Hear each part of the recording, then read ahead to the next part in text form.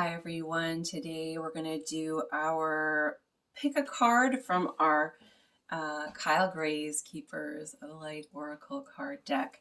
So we'll just do a quick shuffle of the cards here, thanking the Keepers of the Light for their infinite wisdom and guidance. And here's our three cards here. They just popped right out. So you can pick card number 1, 2, or 3, whichever one you are called to. And my name is Lenora Lennon. I help people shift into a paradigm of possibility. Let's get started. So I'm just going to clear the space.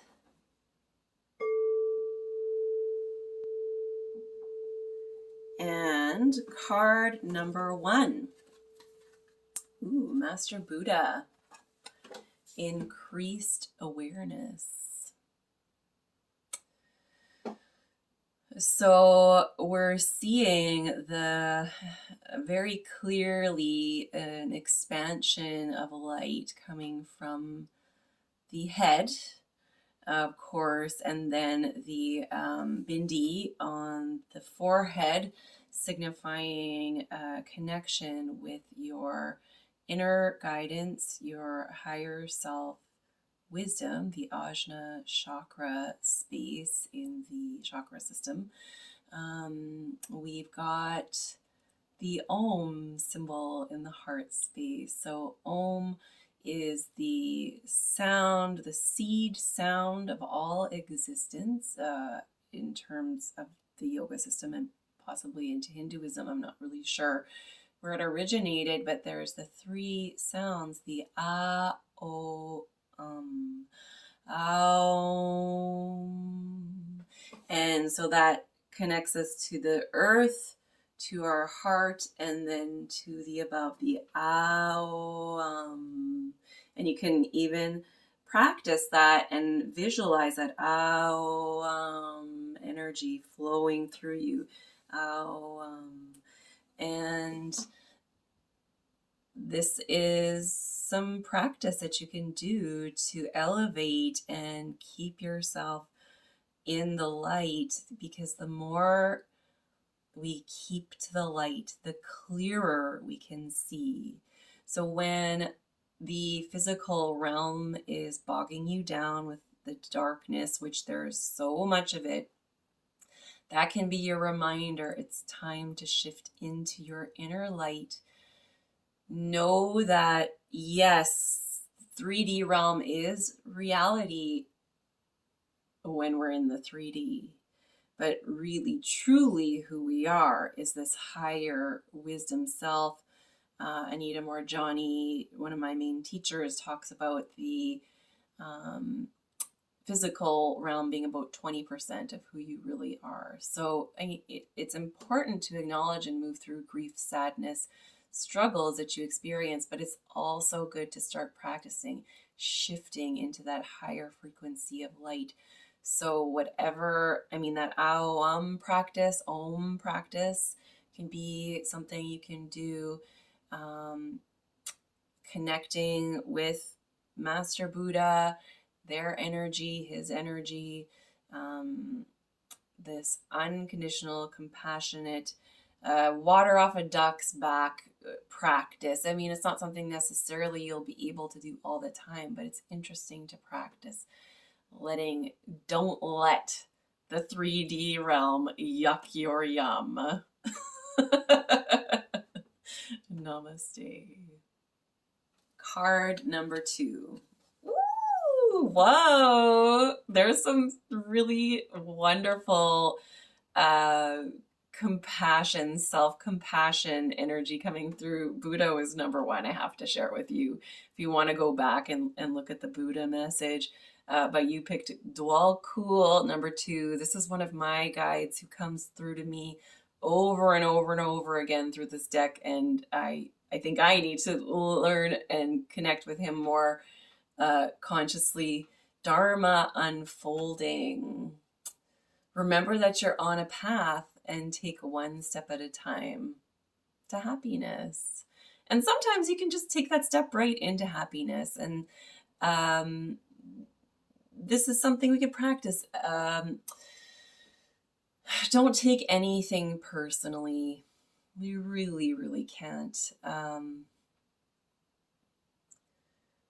Humans are so complex, and most of the hurt that others put on us really has nothing to do with us. It's really, that our paths aren't aligning in that moment, but it's really not personal. And that is a really good way to get into that energy of happiness, is to just release the feelings of a personal attack. That I practice that quite a lot with Law of Attraction, Abraham Hicks teachings, and I had a lot of success with that. It can be a tricky thing to move into, but just don't take anything personally. Clean up your side of the street if you did misstep, because you're a human, and move on in happiness, and make sure you're doing the things for yourself that light you up. And don't get bogged down when you stumble, and even when you fall, and you just get back up and you just keep fucking going. So thank you to all. Cool. Thank you, thank you, thank you. You like and subscribe. Have a wonderful day. Namaste. Card number 3. Freya.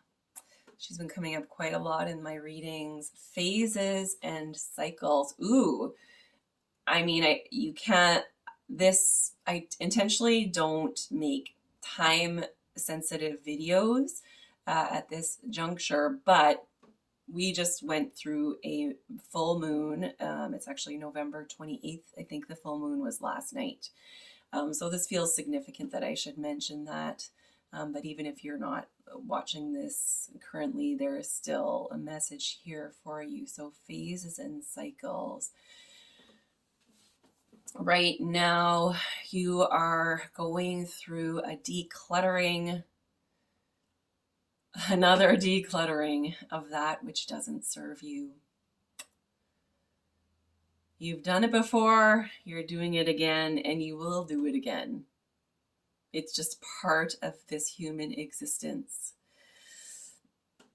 So you're moving into a new phase, a new cycle, and you've grown, you've learned, you've changed, you've expanded.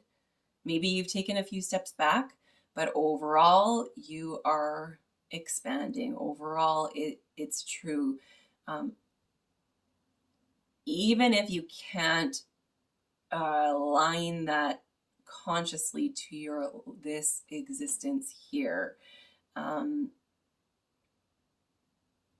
our souls are eternal. I don't know about reincarnation. I don't know if I'm a yay or a nay on that. But what I am certain of is that our souls are eternal.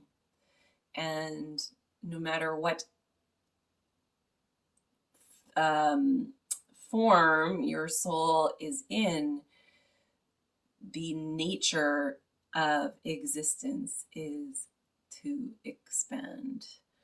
I'm not a scientist, but I know scientists have proved that the universe is ever expanding.